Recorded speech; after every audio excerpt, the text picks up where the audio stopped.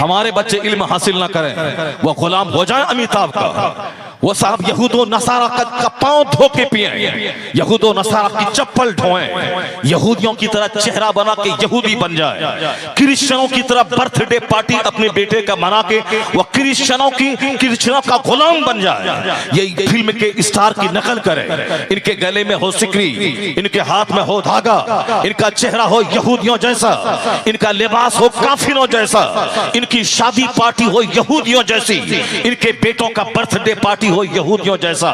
ये मुस्तफा से हटकर ये जलील और रुस्वा हो जाएं, ये तो मुमकिन है, मगर इस्लाम न कभी खतरे में था, न आज है, न कयामत तक रहेगा। इसलिए कि इस्लाम अल्लाह का पसंदीदा दीन है और अल्लाह को किसी से कभी कोई खतरा नहीं था, न आज भी कोई खतरा है, न कयामत तक हमेशा कोई खतरा रहेगा। तो अल्लाह का पसंदीदा दीन है इस्लाम।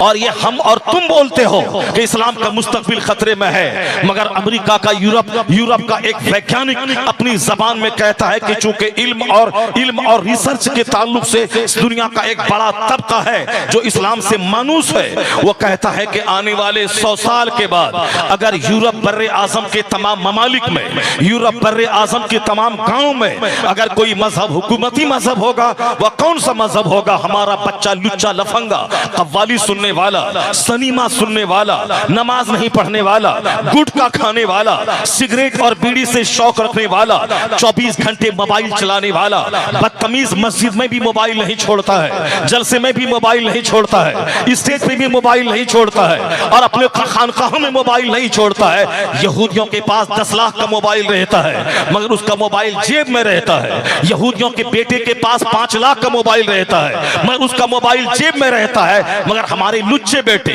लफंगे बेटे, जो ना दारोगा है, जो ना IAS ऑफिसर है, जो ना IPS ऑफिसर है, जो ना साइंटिस्ट है, ना वैज्ञानिक है, मैं कहता हूं हाँ 24 घंटे मोबाइल तुम चलाता है, अगर DM बन जाओ तो मेरा कलेजा ठंडा हो जाएगा। अगर तुम 5 घंटे मोबाइल चलाता है, IPS ऑफिसर बन जाओ तो हिंदुस्तान के 40 करोड़ मुसलमानों का कलेजा ठंडा हो जाएगा। ये चोरी का मोबाइल 10,000 में खरीद के 24 घंटे उस पे क्या गचड़ गचड़ करता है? तो तुम दारोगा तो बन नहीं पाया, अलबत्ता फटीचर क्लास का एक आदमी बन गया, जोकर बन गया, छोकरी बाज बन गया, गुटखा खोर बन गया, समाज के लिए बोझ बन गया। जाहिर सी बात है जो सरकार की तालीम से हटेगा वह यहूदियों की ठोकर में चला जाएगा और जो मुस्तफा से करीब होगा, सुन्नतों से करीब होगा, जो कुरान को सीने से लगाएगा, जो अपने घर में मुस्तफी कल्चर को नाफिज करेगा, वो अगर गरीब देहाती हो तो अल्लाह उसे यूरोप का हाकिम बना देगा, जापान का हाकिम बना देगा। अल्लाह इज्जत देने को तैयार है, हुकूमत देने को तैयार है। पहले तू मोहम्मदी बन जा, गुर्बत का क्या रोता है, हुकूमत यहाँ मिलेगी, जन्नत वहां मिलेगी। बाबा नारे तकबीर, नारे रिसालत, जल से दस्तार बंदी। जोकरों की तरह फिल्म एक्टर मेरा बच्चा बन रहा है, कुरान ही नहीं पढ़ रहा है, कुरान ही नहीं सुन रहा है, ये गुटखा खा खा करके अपनी एनर्जी को गंवा रहा है। अभी 25 साल की जवानी है, मौलाना के पास पहुंच गया कि शादी की तारीख तय हो गई है, कोई माजून कोई टिकिया हो तो बता दे। 25 साल की जवानी में तो दीवार को आदमी तोड़ देगा। 25 साल की जवानी जिसने किसी लड़की का मुंह ना देखा हो, जिसने कोई इकरामबाजी ना की हो, जिसने कोई मुश्तजनी ना की हो, ऐसी उसके पास ताकत होती है, जो कुदरती ताकत होती है कि वह तुम्हारे दीवार को तोड़ दे। यहाँ तो 25 साल का जवान काल चिपक गया है, आंखें अंदर धंस गई है, वह बिल्कुल हिल रहा है। इसकी फजूल गोई ने, फजूल बदअमली ने इसको तबाह किया, फजूल गोई ने इसे तबाह किया, गुटखा खोरी ने इसे तबाह किया, इसे सनीमा देखने ने तबाह किया, इसे मुश्तजनी ने तबाह किया। मैं बूढ़ों से क्या उम्मीद रखूं? ये बूढ़े तो 1 दर्जन बीमारी से ग्रस्त हैं। इसकी तो आंख की बीनाई खत्म है, इसके तो दांत टूट रहे हैं हर 2 महीने के बाद, इसके तो घुटने में दर्द है, इसके तो टखने में दर्द है। बुढ़ापे का मतलब है 1 दर्जन बीमारी का घर, बचपन का मतलब है गुल्ली डंडा खेलना, बचपन का मतलब है खेल तमाशा करना। बच्चे में आदमी गैर मुकल्लफ होता है, यानी मुकल्लफ नहीं होता, वो नमाज रोजा कुछ ना पढ़े, बच्चा है, जवान होने के बाद नमाज फर्ज होती है, रोजा फर्ज होता है, शरीयत के कवानीन जवान होने के बाद बंदों की तरफ मुतवज्जह होते हैं। बचपन तो खेल का, बुढ़ापा बीमारी का, ये क्रीम पीरियड है जवानी का, जिसमें दुनिया भी सजाना है, आखिरत भी सजानी है, जन्नत जाने का काम भी करना है और दुनिया में इज्जत के साथ रहने के लिए एक शानदार जॉब भी करनी है, बाल बच्चों को इज्जत से खिलाने के लिए एक भारी भारी आमदनी भी करनी है, यानी पढ़ना भी है, नौकरी भी करनी है, बिजनेस भी करना है। इसी पीरियड में केस मुकदमा, कचहरी, कोर्ट, शादी बियाह, बाल बच्चे पैदा करना, उसे पढ़ाना, घर मकान दुकान जमीन जगह गाड़ी छकड़ा, सारा काम इसी जवानी पे डिपेंड है। ताकि मैं दुनिया में खुशहाल रहूं, उसके लिए हमें 8-8 घंटे मेहनत करना पड़ेगा, उसे हमें 16-16 घंटे पढ़ के लड़के लोगों से नौकरी लेनी पड़ेगी। ये कौन तुमसे कहा कि हिंदुस्तान दूसरों का मुल्क है? यहाँ नौकरी मुसलमानों को नहीं मिलती है और मुसलमानों को यहाँ गुटखा खाने की आजादी है। खूब 24 घंटे गुटखा खा के जवानी में आग लगा दो और ये दूसरों का मुल्क है, नौकरी उसको मिलेगी। आज 9 साल से हिंदुस्तान में चल रहा है मोदी जी का, हिंदुस्तान में सिक्का चल रहा है अमित शाह का, आज कई साल से उत्तर प्रदेश में सिक्का चल रहा है पंडित जी का।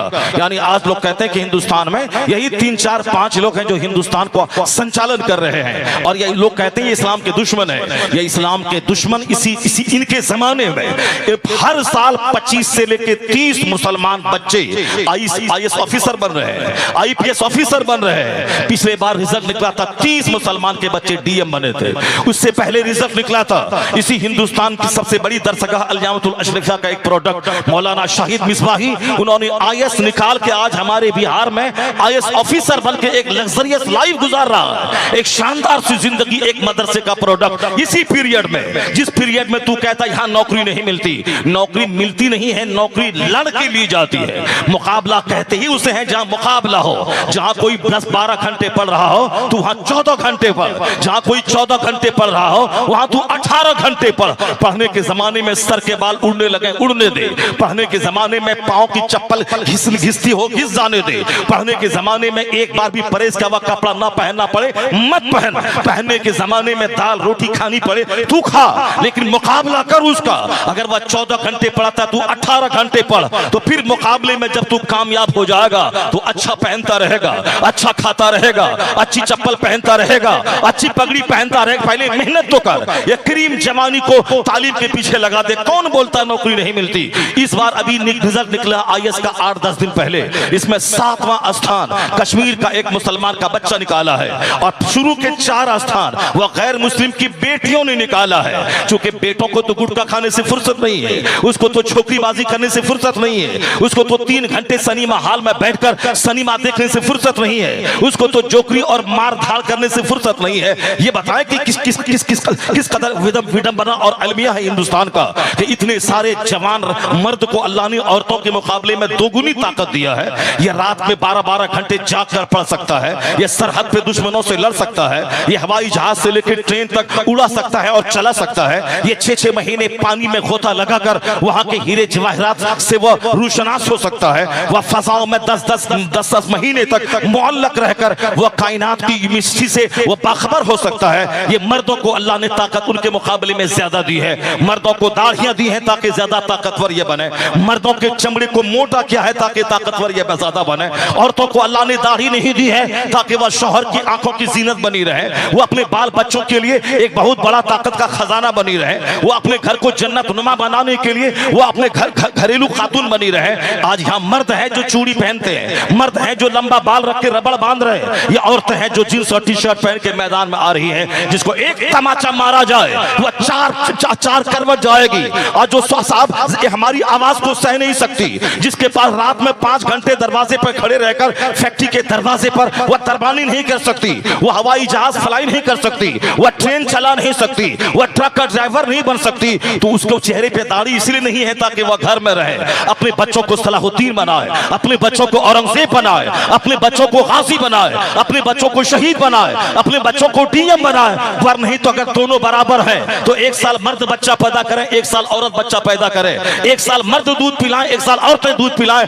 ऐसा जब नहीं हो सकता है, ना हिंदुइज्म में हो सकता है, ना क्रिश्चियनिटी में हो सकता है, ना जूस में हो सकता है, नहीं हो सकता है, तो फिर नारियों को मर्द के समान क्यों बोलता है? और जहां तक इज्जत का सवाल है, इज्जत जो इस्लाम ने दिया है वह कोई दूसरा मजहब नारियों को दे ही नहीं सकता है। इस्लाम ने तो कहा है कि नारियों के पांव के नीचे जन्नत है। इस्लाम ने तो कहा है माँ का चेहरा देखो तो हज मबरूर का अज्र मिलता है। माँ ने तो इस्लाम ने तो कहा है माँ की पेशानी चूम लो तो जन्नत की चौखट के चूमने का मजा मिलता है। इस्लाम ने तो बाप की जायदाद में औरतों को हिस्सा दिलाया।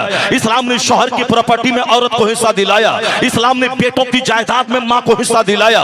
एक औरतों को 3 जगहों से जो धनहीन थी उसे धनवान इस्लाम ने बनाया कि शौहर मरे तो उसकी प्रॉपर्टी में औरत को हिस्सा मिलेगा, बेटा मरे तो उसकी प्रॉपर्टी में माँ को हिस्सा मिलेगा, और अगर बाप मरे तो उसकी जायदाद में बेटियों को हिस्सा मिलेगा। औरतों को 3 तरफ से दौलतों में हिस्सेदार बना के इस्लाम ने उसे मालदार बनाया।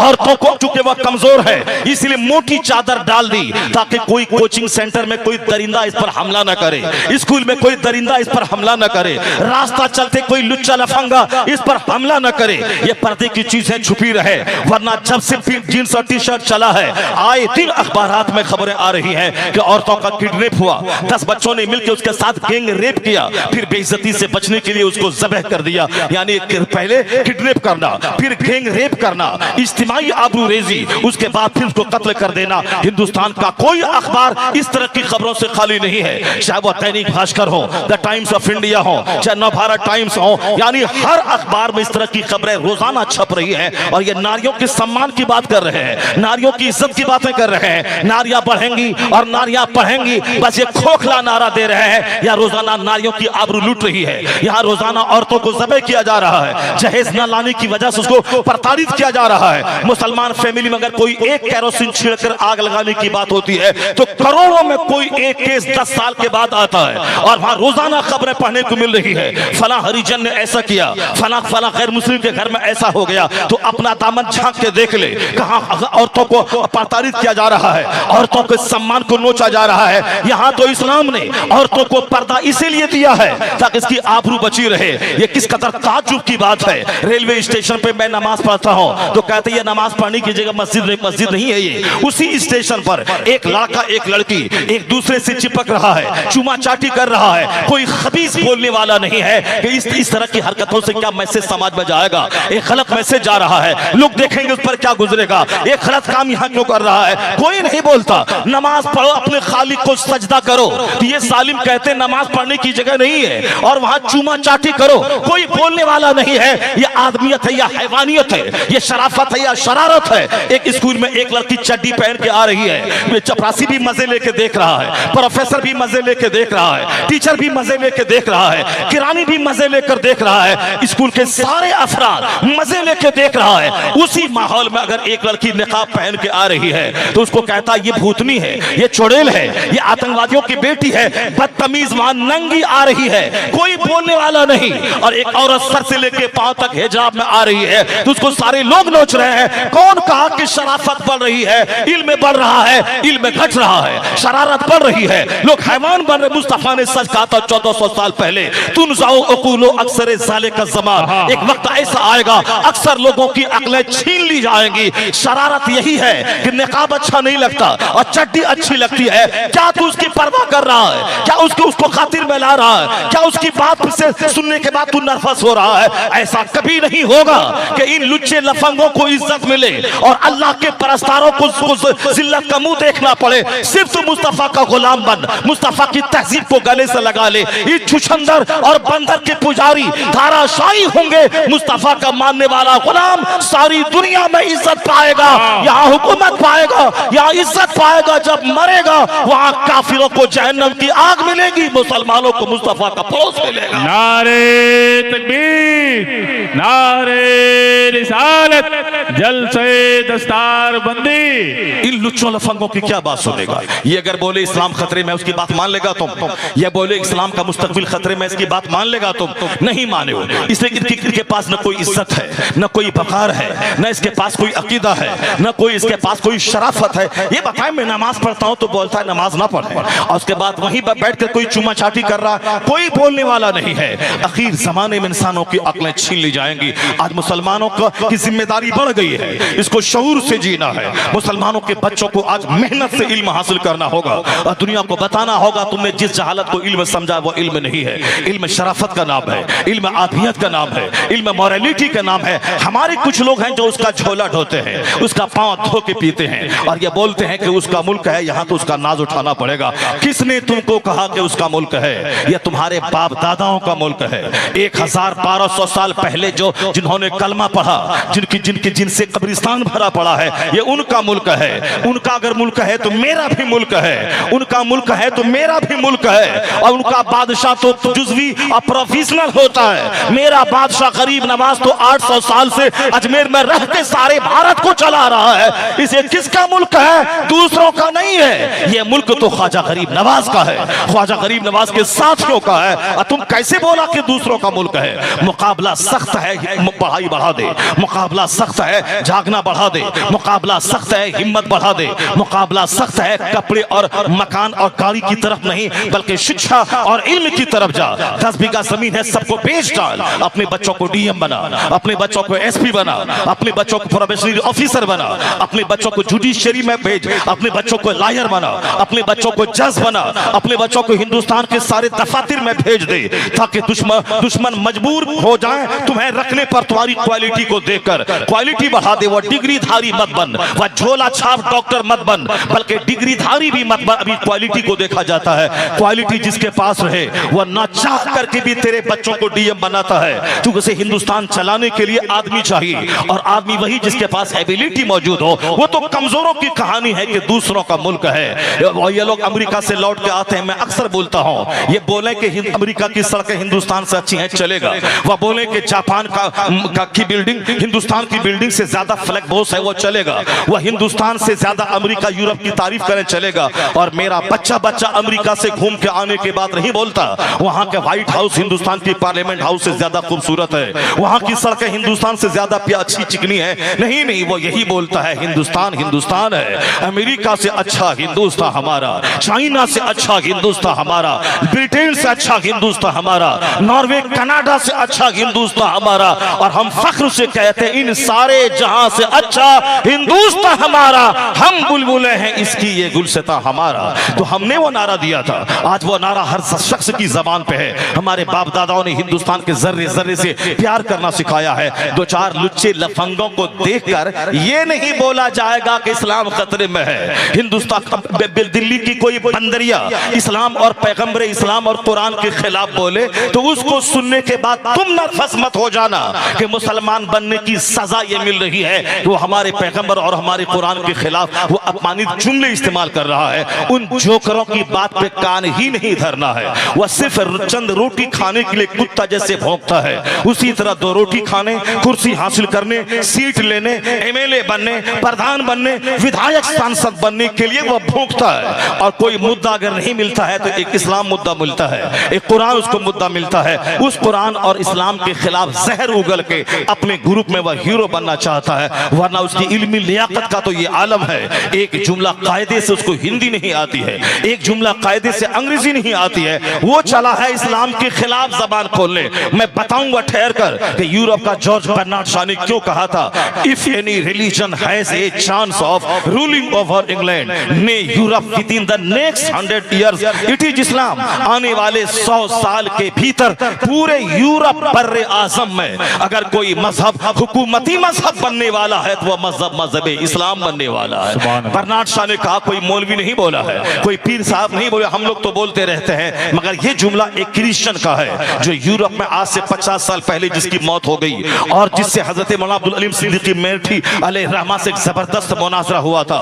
उससे इस्लाम से इतना इंप्रेस्ड हुआ कि उसने दुनिया का जायजा लेने के बाद यह जुमला अपनी जबान से निकाला था। ऐसा महसूस हो रहा है कि जो इल्म की धमक, साइंसी तहकीक, कुरान पाक की तालीम की रोशनी जो दुनिया भर में फैल रही है, उसको देखकर यह कहा जा सकता है कि आने वाला वक्त इस्लाम का इतना खूबसूरत वक्त आ रहा है कि सिर्फ ऑस्ट्रेलिया अमेरिका नहीं बल्कि यूरोप जो दुनिया का सबसे तरक्की याफ्ता बर्रे आजम है, उन्होंने कहा था यूरोप बर्रे आजम में अगर कोई मजहब हुकूमती मजहब बनने वाला है तो वह मजहब इस्लाम बनने वाला है। जरा ठहर के मैं इस पर तबसरा करता हूं, पहले हवाई बातें नहीं बल्कि मैं अपने पढ़े लिखे बच्चों को बावर में करा दूं कि कुरान करीम नफरत फैलाता है या इल्म का उजाला फैलाता है। कुरान करीम में जिस तहकीकात को दुनिया के सामने रखा है, आज यूरोप का दानिश्वर देख के दंग रह रहा है। आज ऑस्ट्रेलिया का और साहब थाईलैंड की राजधानी बैंकॉक का प्रोफेसर वह कलमा पढ़े बगैर नहीं रह रहा है। वह कौन सी आयत थी जिसको के थाईलैंड की का एक जबरदस्त वैज्ञानिक उसको देखने के बाद वो कलमा पढ़े बगैर नहीं रह सका? वह कौन सी आयत थी कि जिसको कोस्टो नामी फ्रांस का एक जबरदस्त साइंटिस्ट, उन्होंने जिसको देखने के बाद पूरी भरी मजलिस में सबको गवाह बनाकर वह इस्लाम से करीब हुआ? मैं लुच्चो लफंगों की बात से मैं नर्वस हो जाऊं या उन जैसे चमकते साइंसदानों को इस्लाम लाने को देखने के बाद मैं अपना सीना फख्र से चौड़ा करूं कि मेरा कुरान अजायबात का मजमुआ है, मेरा कुरान हकायक का मजमुआ है।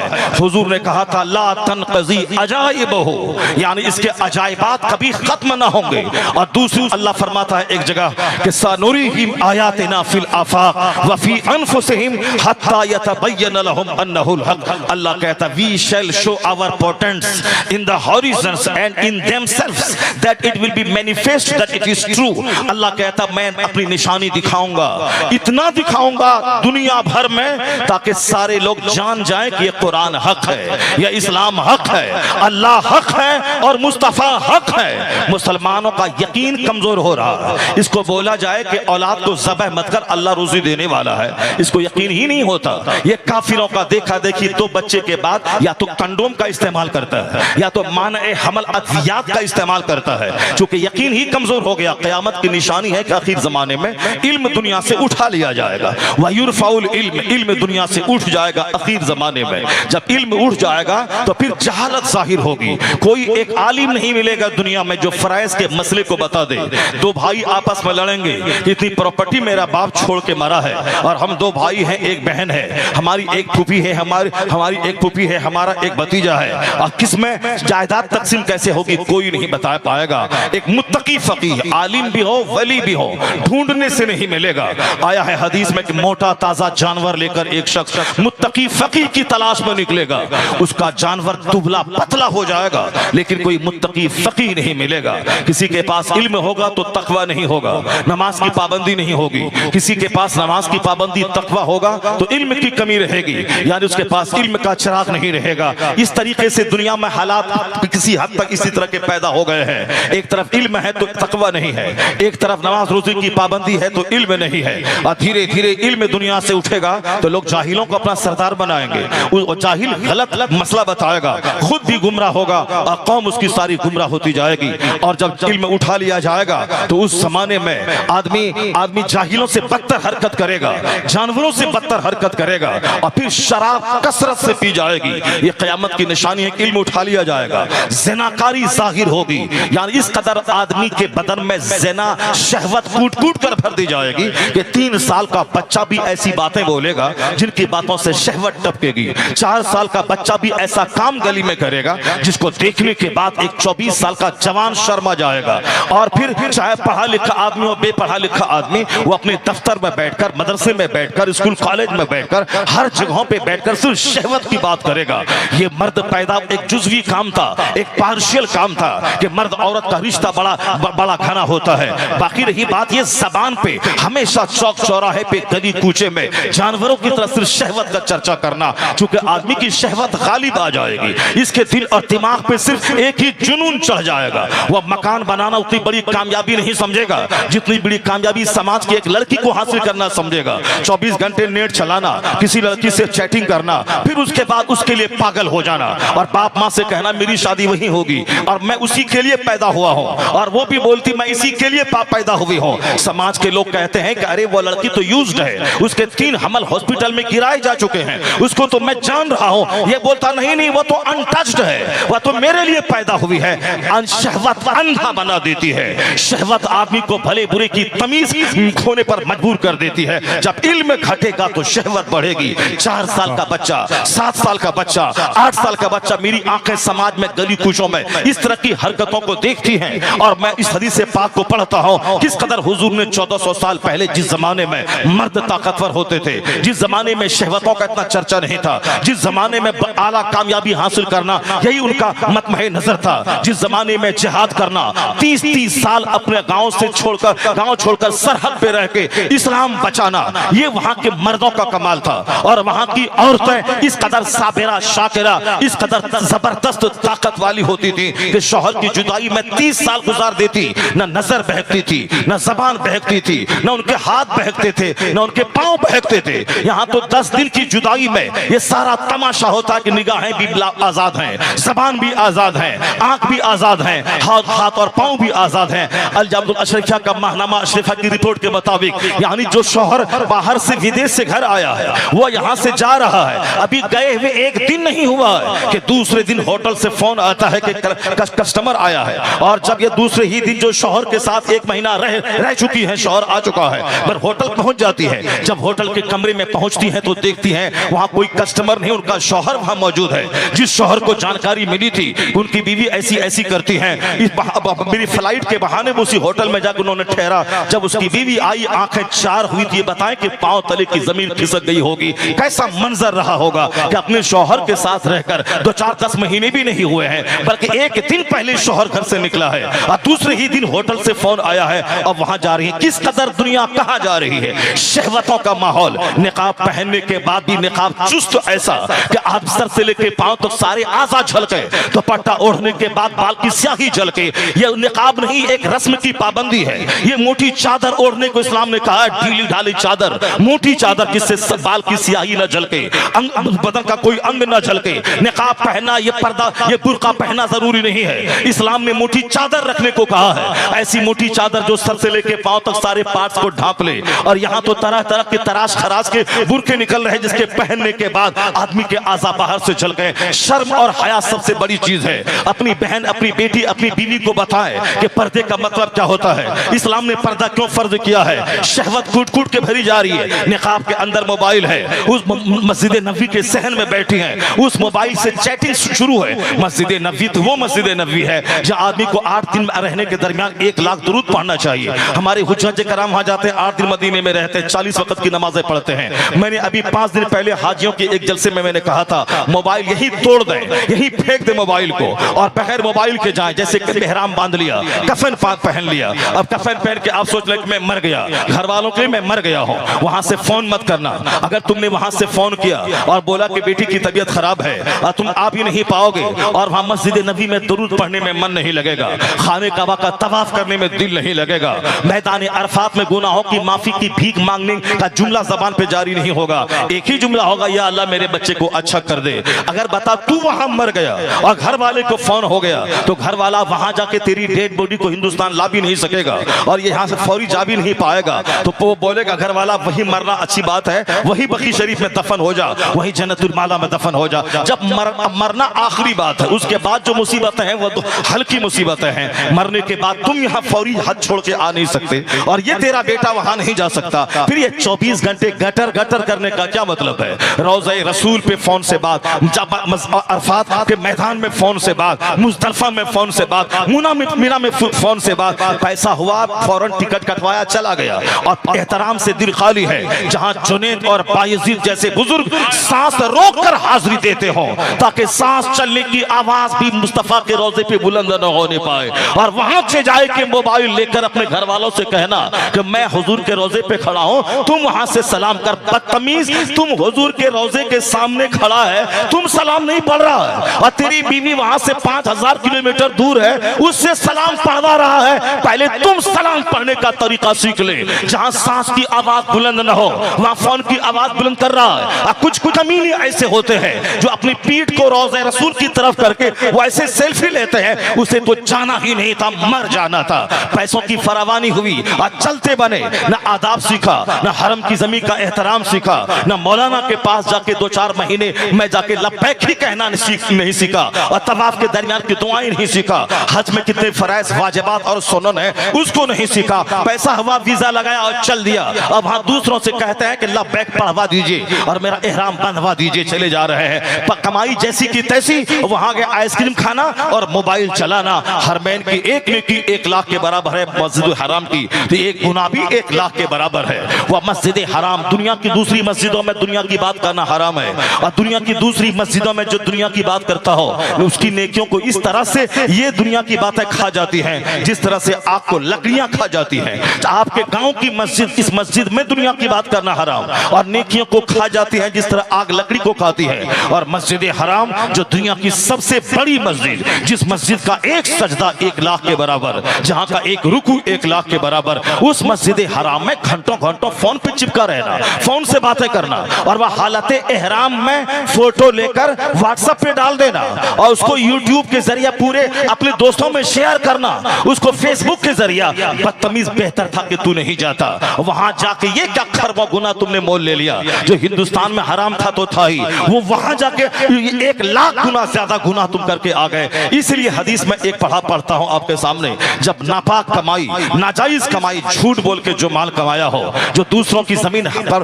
गासिबाना कब्जा करके माल कमाया हो, नाजायज कमाई, और फिर नाजायज नियत है। नियत यह है कि चाहे जन्नत मिले ना मिले, अभी 50 गाड़ी आगे पीछे लखनऊ छोड़ने के लिए जाए, 50 माला गले में रहे, और अगर कोई दोस्त नहीं आया तो जिंदगी भर गिरा बांध के रखना है। मैं हज को जा रहा था, तुम मिलने नहीं आया, वो मेरा समधी मिलने नहीं आया, वो हज से वापस आने के बाद उसी गिरह को बांधे रहता है। जबकि शैतान को कंकड़ी मारने का मतलब है वह दुनिया को मार दिया, दुनिया को पांव के नीचे रौंद दिया, तमाम नाजायज ख्वाहिशात को पांव के नीचे रौंद दिया। नहीं, वहां से आके गिरह बांध के लाता है। अब सुनिए वो हदीस पाक, जब एक शख्स नाजायज कमाई से झूठ बोलकर जो माल जमा किया हो, गलत तरीके से उसको लेके जब हज को जाता है, और वह एहराम का कपड़ा पहन करके 2 रकात नमाज पढ़ के जब वह लब्बैक कहता है, लब्बैक अल्लाहुम्मा लब्बैक, लब्बैक ला शरीक लक लब्बैक इन्नल हम्द व निअमत लक वल मुल्क ला शरीक लक, तो फयुनादी मुनादी मिनस समा, आसमान से एक आवाज लगाने वाला आवाज लगाता है, ला लब्बैक वला सादैक ज़ादुका हरामुन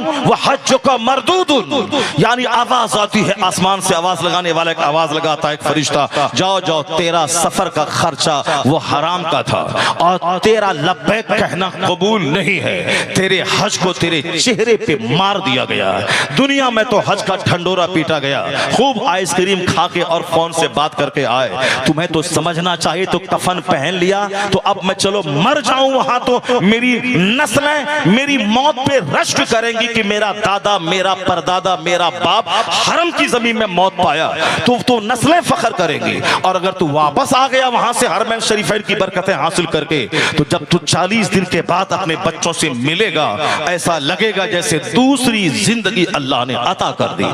उस वक्त मिलने में जो मजा आएगा, ये फोन से बात कर करके इस सफर को क्यों बेबरकत बनाता है। जो जायज कमाई से, दुनिया को मालूम हो या ना हो, हज मुझ पर फर्ज है, मुझको अदा करना है। नमाज फर्ज है, मैं 5 वक्त मस्जिद नमाज पढ़ने जाता हूँ। कौन माला पहनाया जाता है, कौन जुलूस निकलता है। रोजा फर्ज है, हर साल 1 से लेकर 30 रोजे तक मैं रखता हूँ। कौन माला पहनाता है, कौन 2-4 गाड़ी से मुझको सी ऑफ करता है। ज़कात फर्ज है, हर साल पाई पाई का हिसाब निकाल कर, चाहे 1 करोड़ है तो 2.5 लाख, 1 लाख है तो 2500, जितने हैं उतनी की ज़कात मैंने निकाल दी। मेरा माल पाक और मेरा दिल भी पाक, चूंकि ज़कात का मकसद ही होता है कि तेरे दिल में माल न रहे, तेरे दिल में माल देने वाले की मोहब्बत रहे। और ज़कात का मकसद ये होता है कि माल पाक हो जाए, तो माल भी पाक और दिल भी पाक। अगर ज़कात नहीं निकली तो माल भी नापाक। 1 करोड़ में 2.5 लाख ज़कात, 2.5 लाख में 2 लाख निकाला, 50,000 नहीं निकाला, सारा माल नापाक। 1 रुपया भी ज़कात का अगर रह गया असल माल में, इल्ला अफसदतहु, सारे माल को तबाह बर्बाद करके रख देता है। यहाँ तो 1 करोड़ है, 2.5 लाख निकालने में सीने में दर्द होता है, इसलिए ज़कात फर्ज है ताकि सीने का वह दर्द खत्म हो जाए, वह सीने में माल न रहे, माल देने वाला रहे, वह माल देने वाले की मोहब्बत रहे, और यह माल भी पाक हो जाए। तो फर्ज था मैंने निकाला, रोजा फर्ज था मैंने रख लिया, ज़कात फर्ज थी मैंने निकाल दिया, नमाज फर्ज है 5 टाइम में पढ़ने जाता हूँ। उसी तरह हज फर्ज है, ये चारों पिलर है। हज फर्ज हुआ, जैसे हज फर्ज हुआ, बाप पर फर्ज हो तो वो अदा करे, माँ पे फर्ज है तो वो अदा करे, बेटे पर हज फर्ज है तो वो पहले अदा करे। ये जहालत वाली बात ना बोले कि माँ बाप हज किया नहीं और बेटा जा रहा है, ये जहालत है, ये जहालत और लाइल्मी की बात है। बेटा साहिब इस्तिताअत है, वो हज करे, माँ बाप को भी साथ लेके जाए तो नूरुन अला नूर। अगर उतने पैसे नहीं है तो खुद अपना हज करना फर्ज है। अगर वह माँ बाप को भेज रहा है तो उसका फर्ज अदा ना होगा, और कोई भी फर्ज नफल कबूल नहीं होता है जब तक कि फर्ज अदा ना करे। इसलिए माँ बाप को साथ में लेके जाओ, उतना पैसा है तो ठीक है, वरना अपना हज करे। माँ बाप के पास पैसे हैं तो वो हज करे, ऐसा नहीं कि बेटा गया माँ बाप को छोड़ गया। ये जहालत की बात है। जैसे कोई पाक कमाई से, पाक इरादे से हज को जा रहा है, मगर जो उससे बड़ा मालदार उस शहर में है, गांव में है, वह बोलता है ये 900 चूहा खा के बिल्ली हज को चली। यानी एक जबरदस्त घटिया किस्म की बात है, जहालत और शरारत की बात है। आलिमों से दूरियों ने, मदरसों से दूरियों ने, और जहालत की हालत में चंद सिक्के हो गए, दिल्ली पंजाब बंबई जाके कहीं ठेकेदारी किया, कुछ माल हो गया, छोटा सा घर बनाया, आल्टो की कार खरीद ली, उसके बाद फिर अब वह फिरौन बन के बैठा है। ये मौलाना मौलवी, मदरसा क्या है, ये सब तो चंद सिक्के कमाते हैं मस्जिद में इमामत करके। मैं तो एक टेंडर लेता हूँ, 10 लाख रुपए की कमाई हमारी होती है। बेहतर था कि तू गरीब रहता, कम से कम मौलाना को इज्जत से सलाम तो करता, कम से कम 5 टाइम मस्जिद तो जाता, कम से कम तेरा दिल नर्म तो रहता, कम से कम गरीबी की वजह से तेरे आंख से आंसू के कतरे तो निकलते, कम से कम तू अपने आप को कुछ भी नहीं समझता। ये कौन सा पैसा तुमने कमा लिया कि आलिमों की तौहीन, मस्जिद की तौहीन, मदरसे की तौहीन और फिर फराइज़ व वाजिबात की तौहीन, और तुमने दुनिया को इज्जत देना शुरू किया। और फिर कोई मुत्तकी हो, तकवा जिसके पास हो, तकवा के बजाय तुमने पैसे को वैल्यू देना शुरू किया। पैसा किसी शराबी के पास हो, उसके लिए तू खड़ा हो जाता है। किसी के सीने में कुरान हदीस का इल्म हो तो तू ये पसंद करता है कि ये मुझको सलाम करे, क्योंकि इसके पास पैसे नहीं और मैं पैसे देकर इनको मस्जिद में चंदा देकर मैं इनकी तनख्वाह का इंतजाम करता हूँ। बेहतर था कि गरीब रहता। ना अहलों के लिए पैसा एक मुसीबत है, पैसों की वजह से तबाह बर्बाद हो रहे हैं। पैसा नहीं, अब वो दूसरा आदमी हज को चला गया, अल्लाह का डर था, 10 साल से पैसे जमा किया, वो हज को जा रहा है, ये डींगे मारता है। 900 चूहा खा के बिल्ली हज को चली। मैं कहता हूं 900 चूहा क्यों? कौन बोला तुमको 900 चूहा? 900 करोड़ चूहा भी खा के कोई हज को जाए, ये हदीस पाक सुन ले सीना फट जाएगा। हुजूर कहते हैं कि जब कोई शख्स ये कहता है ये इतना बड़ा मुजरिम है कि अल्लाह इसको माफ नहीं करेगा, अल्लाह इसको नहीं बख्शेगा, तो अल्लाह कहता है मन अंत, तू कौन है कहने वाला कि अल्लाह इसको माफ नहीं करेगा? जाओ जाओ, मैंने इनको माफ किया और तुझको जहन्नम की आग में झोंक दिया। कौन है तुम बोलने वाला? अल्लाह बख्शिश करने वाला है, वो तो 99 कातिल को माफ करने वाला है।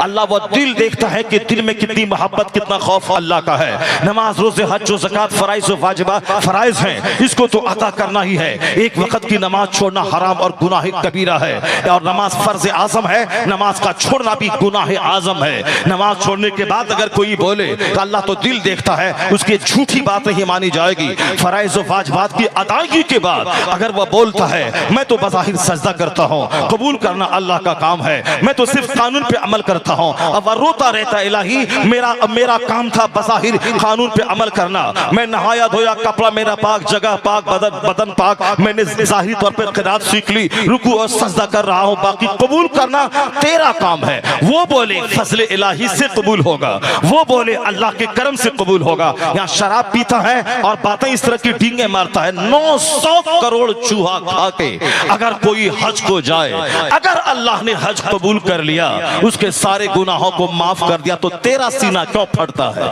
तू क्यों चिढ़ रहा है? तू क्यों जल रहा है? 900 करोड़ चूहा खा के जाए, अगर हज कबूल हो गया तो हदीस में आया है, उलमा कराम से पूछ ले, सरकार फरमाते हैं हज मबरूर का बदला सिर्फ जन्नत है, बाकी कुछ नहीं। यानी जिसका हज कबूल हो गया वो हज मबरूर, उसका बदला सिर्फ जन्नत है, सिर्फ जन्नत, बाकी कुछ नहीं, हज मबरूर का बदला। और सुन वो हदीस जिसमें हुजूर ने फरमाया था मन हज वलम यरफुस वलम यफसुक रजा का यौमिन फलततहु उम्मु। हुजूर कहते हैं जिसने हज किया और दौरान हज जिसने कोई बुराई नहीं की, कोई बेहयाई का काम नहीं किया, तो ऐसे लौटता है जैसे आज ही माँ के पेट से पैदा हुआ। ये हदीस पाक तो पढ़ता नहीं, जहालत की वजह से 900 चूहा खा के बिल्ली हज को चली। इसी तरह की बेशुमार शरारतें हैं जो हमारी जबान से जाहिर होती रहती है, और हम एक दूसरे के सामने इस तरह के जुमले बोलते रहते हैं। फर्ज फर्ज है, नफल नफल है, वाजिब वाजिब है। फर्ज को फर्ज के खाने में रखना है, नफल को नफल के खाने में रखना है, वाजिब को वाजिब के खाने में रखना है। ऐसा नहीं कि नफल को फर्ज बना लेना है और फर्ज को नफल समझ लेना है, ऐसा नहीं होता है। जरा गौर से सुनिए ये बातें, मैं वहां विराम देता हूं, उसके बाद मैं कुरान के अजायबात पे तबसरा करता हूं कि किस तरह सारी दुनिया में, इस साइंटिफिक वर्ल्ड में किस तरह कुरान के अजायबात वाज़े हो रहे हैं। ये लुच्चे लफंगों की वजह से हमारे बच्चे नर्वस ना हो, बिल्कुल ना हो। दौलत कमाना कमाल नहीं, मकान बनाना कमाल नहीं, कुरान पाक पढ़ना कमाल है, कुरान पाक पे अमल करना कमाल है, झोपड़ी में रह के ईमान बचाना कमाल है। वरना हम क्या दौलत कमा पाएंगे? हिंदुस्तान का एक काफिर 100 करोड़ की कार खरीदा है, उसके पहिया की कीमत है 10 करोड़ रुपए। मैं अपना घर बेच दूं, 10 बीघा जमीन बेच दूं, मैं अपनी डिजायर बेच दूं, फिर भी उसके एक पहिया की कीमत के बराबर ये नहीं हो पाएंगे। इतनी दौलतें अल्लाह ने काफिरों को दी हैं, इतनी दौलतें उसके पास है। उसके पास जो मकान है 36 मंजिला मकान, जिसकी कीमत कई हजार करोड़ रुपए है, जिसने न्यूयॉर्क अमेरिका में, जिसने लंदन में उन्होंने 4000 करोड़ का होटल खरीदा हो कितनी दौलत है उसके पास है, लेकिन हमारे पास कितनी दौलत है उसके मुकाबले में कुछ नहीं, जीरो में हो। मुसलमानों में 10 एक मुट्ठी भर 10 आदमी के पास अगर अरबों खरबों की दौलत है, अगर यूसुफ लुलू मॉल वाला का लखनऊ का अगर वो हजारों करोड़ का मालिक है, तो कितने लोग 40 करोड़ हिंदुस्तानी मुसलमानों में इक्का दुक्का ऐसे लोग हैं। और वहां तो कदम कदम पे ऐसे लोग हैं जिनकी कार की कीमत 10 करोड़ रुपए है, जिनके मकान की कीमत कई हजार करोड़ रुपए है, बेतहाशा दौलत है। अगर तुम आलिम से दूर रहे, मुमकिन है उसका मकान तेरे ईमान को लूट ले। अगर तुम दिल में इल्म दोस्ती से अलग रहा, मुमकिन है उसकी कार तेरे ईमान को छीन ले कि इनके पास इतनी कार है, ये काफिर होके तो फिर मैं मुसलमान हूं, मुसलमान होने की ये सजा मिल रही है। एक साइकिल भी मेरे पास ठीक से नहीं, बुलेट भी नहीं है, उनके पास 10-10 करोड़ की कार है, तो सीना हिल जाएगा। इसीलिए आलिमों की सोहबत में रहना, दीनी गुफ्तगू सुनना, रोजाना किताबों का मुताला करना इसलिए जरूरी करार दिया गया है। बुजुर्गों ने कहा है जो मौलवी 10 साल 20 साल पढ़ने के बाद 3 दिन लगातार किताबों का मुताला छोड़ दे, उनका दिल मरने लगता है, उनका दिल बुझने लगता है, वो भी जाहिलों की तरह बोलने लगता है जिस तरह आजकल लोग बोल रहे हैं। 20 साल मदरसे में पढ़े और यहां से चले गए JNU, वहां दाढ़ी भी छोटी हो गई और वहां सर से टोपी भी उतर गई, क्योंकि अब ये साहब ये पोस्ट ग्रेजुएशन कर रहे हैं। और उसी JNU का लड़का जो बचपन से इंग्लिश मीडियम में पढ़ रहा है, वो MA MSc करते हुए क्लास में वो 72 तक दाढ़ी भी रख रहा है, वो क्लास के टाइम में पैंट शर्ट, उसके बाद वो पंजाबी पायजामा पहन रहा है और वो कुरान पाक का अंग्रेजी ट्रांसलेशन पढ़ रहा है और उसके दिल में इस्लाम का दर्द पैदा हो रहा है। और ये 20 साल पढ़ने के बाद वहां गया, 20 दिन भी नहीं हुआ कि चेहरे की दाढ़ी भी छोटी हो गई और सर से टोपी उतर गई।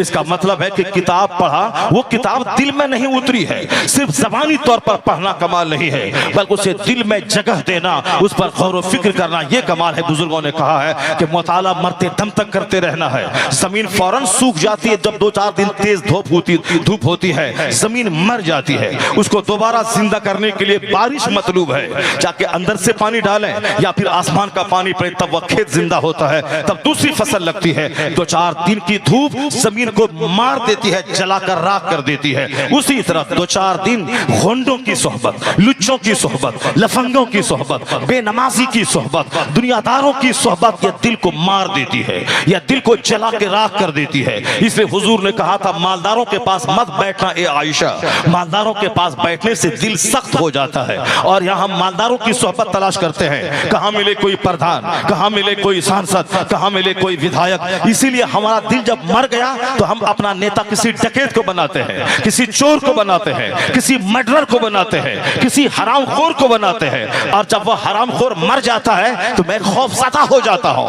अब कहीं मेरी इज्जत तबाह ना हो जाए, मेरा वो हरामखोर मेरा सहारा था। और अब हम डरने और सहमने लगते हैं, जबकि आला हजरत ने 100 साल पहले कहा था कि कोई चोर डकैत तेरा रहनुमा नहीं है, कोई कातिल तेरा रहनुमा नहीं है, कोई मर्डरर तेरा रहनुमा नहीं है। आला हजरत ने 100 साल पहले कहा था गमज़दों को रज़ा मुज़दा दीजिए कि है बेकसों का सहारा हमारा नबी। तुम्हारा सहारा हमारा नबी है, हमारा सहारा नबी के सहाबा है, हमारा सहाबा हसने का, हमारा सहारा हसने करीमैन है, हमारा जबरदस्त आसरा गौसे आजम है, हमारा जबरदस्त सहारा ख्वाजा गरीब नवाज है। मगर चूंकि हमारा दिल मर जाता है तो हम किसी गुंडे को अपना सहारा समझते हैं, किसी कातिल को अपना सहारा समझते हैं, किसी हरामखोर को अपना सहारा समझते हैं। और वो गुंडा कातिल हरामखोर अगर मर जाए तो हम बेसहारा हो जाते हैं कि हमारा कोई नहीं है। ये मेरे दिल के जलने का नतीजा है, ये मेरे दिल के सख्त होने का नतीजा है, ये गुंडागिर्दी उनकी सोहबतों में रहने का नतीजा है। बुजुर्गों ने कहा था 3 दिन तक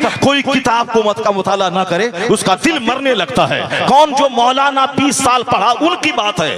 बुजुर्गों ने कहा कि ये अगर 3 दिन किताब छोड़ दे तो इनकी सोच भी जाहिलाना हो जाती है, ये भी दुनिया की हवस में गिरफ्तार हो जाते हैं। वह तो कोई दूसरा था जो अल्लामातुल अज़हर मिस्र से लौटने के बाद जिनके नाना ने कहा था कि मैं सोचा था कि मेरा लाल मेरा नवासा मिस्र जाने के बाद बदल जाएगा, इसीलिए वह तैयार नहीं थे कि मिस्र या जाएं। मगर नाना को किसी तरह मना लिया गया और मिस्र गए। वहां 3 साल के बाद जब लौटे हैं, सबसे पहला माला उनके गले में बरेली स्टेशन पर मुफ्ती आज़म आलमी इस्लाम उनके गले में डाला और चेहरा देख के बोला, हाँ दूसरों का बेटा मिस्र जाके बदल जाता है, मगर मेरा बेटा अल्हम्दुलिल्लाह वहां से बदल कर नहीं आया है, जैसे गया था वैसे बना हुआ आया है। वो ताजुश शरिया थे, 7 घंटे तक जिसके इंतजार में प्रधानमंत्री बैठे रहे, मगर ताकि एक झलक मुलाकात में कर लो, मगर उन्होंने कहा था कि मेरे पास वक्त वक्त कहाँ है, दीन की खिदमतों से फुर्सत कहाँ है, बाप दादाओं से जो जिम्मेदारी मैं पाया हूँ उस जिम्मेदारी को निभाने से फुर्सत कहाँ है कि मैं किसी दुनियादार हाकिम के पास जाऊं या उनको अपने पास मुलाकात के लिए आने का टाइम दूं। वह मिलना नहीं चाहते थे। कौन था? ये प्रधान के साथ घूमने वाला, ये विधायक के साथ सेल्फी लेने वाला, ये समाज के वार्ड काउंसलर के गोद में बैठकर फोटो लेने वाला, ये इसलिए कि दिल मर गया है तब हम उनको अपना सहारा समझते हैं और सेल्फी लेते हैं पढ़ने लिखने के बावजूद। वह कौन था इस दौर में जो जुनैद बगदादी की याद ताजा कर गया कि एक प्रधानमंत्री हिंदुस्तान का उनसे मिलने आया है, 7 घंटे तक बरेली के सर्किट हाउस में है, मगर वह शान बेनियाजी से लैस होकर कहा कि मुझे प्रधानमंत्री से मिलना नहीं है, मैं अपनी खिदमत से फुर्सत पाऊं तब न किसी दुनियादार से मुलाकात करूं। वह कौन था जो गौसे आजम की याद ताजा कर गया कि बादशाह बगदाद चाहते थे कि गौसे आजम वो मेरे बाजू में बैठे, वो मेरे साथ कुर्सी में बैठे, उनकी वजह से मेरी इज्जत में इजाफा हो। जुनैद बगदादी के अहद में बादशाह बगदाद चाहता था कि जुनैद मेरे पहलू में बैठे ताकि उनकी वजह से मेरी शान में इजाफा हो, मगर जुनैद बगदादी उनके पास बैठा नहीं चाहते थे। वो तो 1000 साल पहले की बात है। इस दौर में कौन जुनैद की याद ताजा कर गया?